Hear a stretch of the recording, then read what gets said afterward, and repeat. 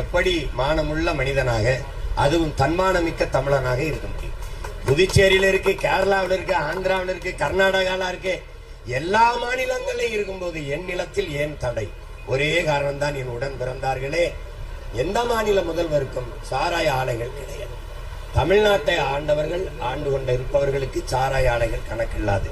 டாஸ்மாக் கடைகளில் விற்கிற சரக்கு இவர்கள் காய்ச்சுகிற சரக்கு. உலகத்தில் உற்பத்தி செய்வனும் விற்பவனும் ஒரே ஆளாக இருந்ததில்லை. தமிழ்நாட்டில் மட்டும்தான் சாராயத்தை காய்ச்சுவனும் விற்பவனும் ஒரே ஆளாக இருக்கிறாங்க. இங்க இருக்கிற சிக்கல் அதுதான். கல்லை திறந்து விட்டால் எவ்வளவு பெரிய குடிகாரனா இருந்தாலும், எவ்வளவு குடிக்கிறவனா இருந்தாலும் 2 லிட்டர் 3 லிட்டர் முடிஞ்சிடும். கல் உணவின் ஒரு பகுதி ஏன் சொல்றான்? போதும்ன்றான். சாப்பிடும் போது சாப்பாடு மட்டும் போதும்ன்றான். அது மாதிரி கல் ஒரு 3 லிட்டர் குடிச்சா போதும். ஆனால் 3 லிட்டர் குடிச்சிட்டு ஒரு அதிகபட்சம் போனா 100 ரூபாய்க்குள்ள குடிச்சிட்டு வீட்டுக்கு போயிடுவான். ஆனா டாஸ்மாக் சரக்கு அதை அனுமதிக்கல.